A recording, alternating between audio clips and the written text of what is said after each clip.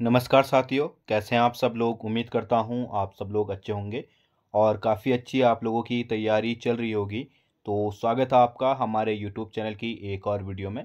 आज की वीडियो में हम बात करेंगे हमारे चैनल की बहुत ही महत्वपूर्ण सीरीज उत्तराखंड का इतिहास में, जिसमें हम बात कर रहे थे चंद वंश की। और चंद वंश के बहुत भाग हमारी यूट्यूब चैनल पे आ चुके हैं, जिसमें है यह इसका अगला पार्ट यानी कि 7वां पार्ट है। इससे पहले जो हमने बाकी के चंद शासक थे उनके बारे में पढ़ा। लास्ट वीडियो में हमने मोहनचंद के बारे में जाना था। तो इससे आगे के जो शासक रहे उस वो आज हम इस वीडियो में जानेंगे। और आज जो है चंद शासक के सारे शासक यहाँ पे ख़त्म हो जाएंगे, जितने भी राजा हुए थे वह सारे यहाँ पे समाप्त हो जाएंगे आज की वीडियो में। तो जो मोहनचंद था उसके बाद अगला शासक आया हमारा प्रद्युमन चंद और प्रद्युमन यानी कि प्रद्युमन शाह। मैंने बताया था आपको पिछली वीडियो में कि प्रद्युमन शाह कौन था। ललित शाह का पुत्र था। ललित शाह ने जब आक्रमण किया कुमाऊं पे, इसको विजित किया, तो अपने पुत्र को दीपचंद के दत्तक पुत्र के रूप में यहाँ पे शासन के लिए छोड़ गया था। और जाते समय उसकी ललित शाह की रास्ते में ही मृत्यु हो गई थी। तो उसके जो पुत्र थे उसकी दो रानियां थी। एक थी कांगड़ा की यानी कि हिमाचल प्रदेश, और एक थी नेपाल। और इससे इसको 4 पुत्र हुए थे, जिसमें से ये चाहता था कि यह चारों पुत्रों के लिए क्षेत्र जीते और वहाँ पे क्या हो, उन चारों अपने बच्चों को यानी अपने लड़कों को राजा बना दे। तो उसने शुरुआत यहीं से की थी।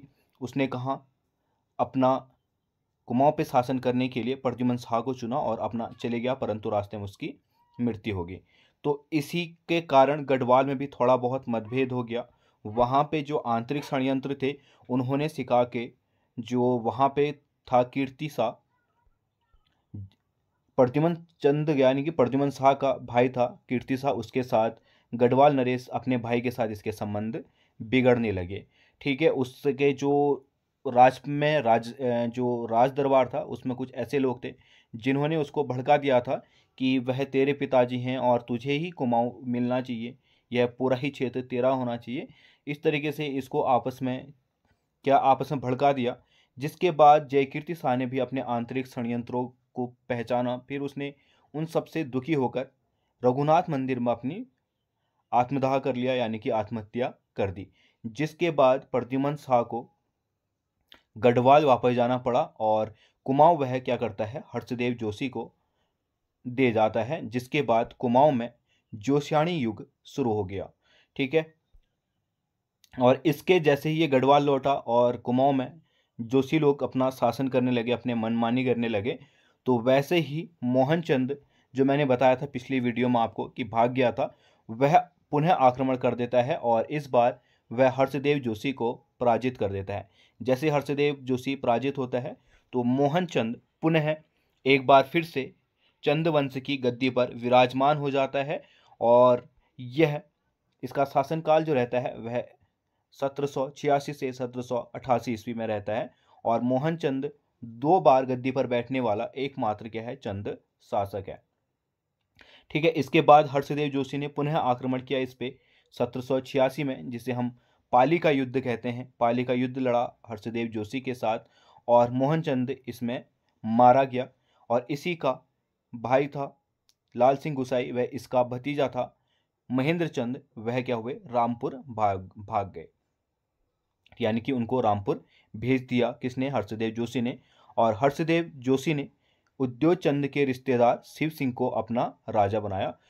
ठीक है, इसके बाद जो अगला शासक बनेगा वह कौन बनेगा, शिव चंद, यानी कि जो क्या था, शिव सिंह था, वह शिवचंद नाम से अगला शासक बना। ठीक है, शिवचंद जो था बहुत ही सुस्त किस्म का राजा था, इसलिए इसको शिवचंद को मिट्टी का महादेव कहा जाता है। ठीक है, इतिहास में इसको मिट्टी का महादेव कहा गया है। और पूछेगा इस तरीके से सवाल आ सकते हैं कि इतिहास में किस चंद शासक को मिट्टी का महादेव कहा गया है, तो वह कहा गया है शिवचंद को।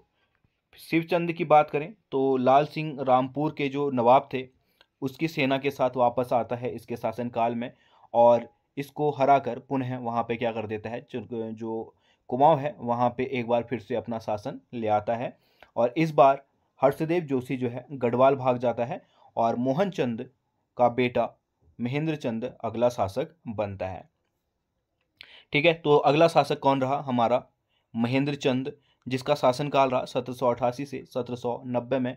और बात करें हर्षदेव जोशी की, तो हर्षदेव जोशी गढ़वाल में जब जाता है तो वहाँ पे वैसे ही खस्ता हालत थी राजा की, हम उसको पढ़ेंगे जब हम गढ़वाल में पवार वंश पढ़ेंगे, तो वहाँ पे वैसे ही खस्ता हालत थी, तो उन्होंने हर्षदेव जोशी की मदद नहीं की। तो हर्षदेव जोशी वहाँ से भी चला गया और गोरखों के साथ इसने शरण ली। गोरखा जो डोटी क्षेत्र है वहाँ चले गया और उनसे मिल गया और उनको आमंत्रित किया कि वह क्या करे, कुमाऊं में आक्रमण करें।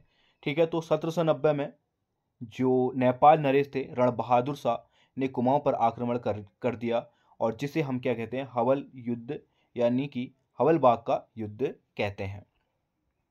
ठीक है, इस आक्रमण का जो नेतृत्व था डोटी से, वह उसमें चौतरिया बहादुर, काजी जगजीत पांडे व अमर सिंह थापा ने किया था।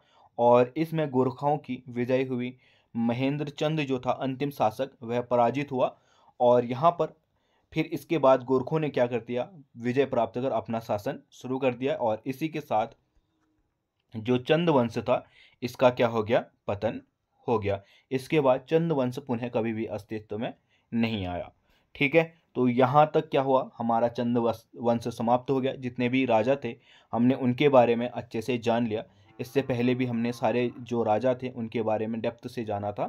तो ये थे क्या हमारे चंद वंश के राजा, जितने भी राजा हुए, कुल 62 राजा हुए जिनके बारे में हमने जाना।